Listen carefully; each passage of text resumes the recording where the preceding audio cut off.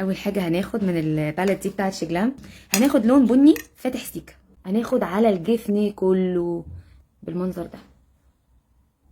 هناخد بقى الاي شادو، بصوا انا بطلعه ازاي بره عيني، انا عيني لحد هنا، انا بطلعه بره عيني من فوق. هاخد اللون البني الغامق وهنزل شويه بقى كده كده، يعني اللي فوق بني فاتح بعده بني غامق. خدت اللون الاسود وهاجي هنا على الجفن المتحرك وهعمل سيركل كده. بعد كده هنعمل حاجه بقى هتفوق اللي احنا عملناه ده. بصوا التمويجه بتاعت الاي شادو اسود بني بني.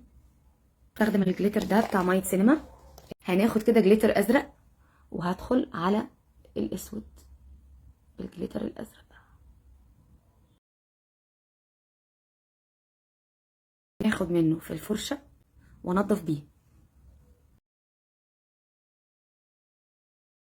بصوا العين دي نطفت ازاي الاي شادو، غير دي خالص. بصوا هنا ونحط على نفس الخط بتاع الرموش. بصوا بقى الازرق مع الاسود مع البني من فوق، رسمه اي شادو كده. بعد كده حطيت الفاونديشن بتاع شجلام ودمجته كويس قوي درجه ساند.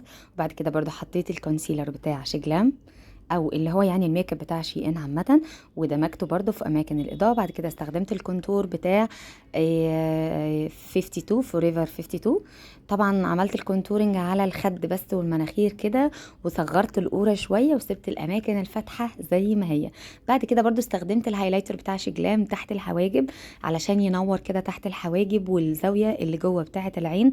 الحركه دي بتفرق جدا جدا جدا في اي ميك اب، وحتى لو انت حاطه الالوان غامقه الموضوع ده بينور العين جدا. وطبعا حطينا على الخدود علشان نكبرها اكتر او نرفعها لفوق اكتر. وبعد كده استخدمت بلاشر. بعد كده عملت الحركه دي تحت العين وفرقت جدا جدا، لان انا عيني ضيقه فاللي عينيهم ضيقه ينفع يعملوا الحركه دي، بتوسع العين جدا. سحبه بسيطه كده من اي اي شادو اسود في طرف العين.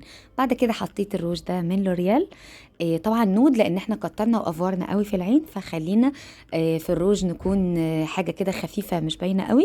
ودي كان الميك اب في النهايه. تنسوش تقولوا رايكم، بحبكم جدا ودعمكم في الفيديوهات بتاعتي بيفرق جدا معايا. ودي صور الميك اب من غير اي فلتر وكنت عاملاه في لايف.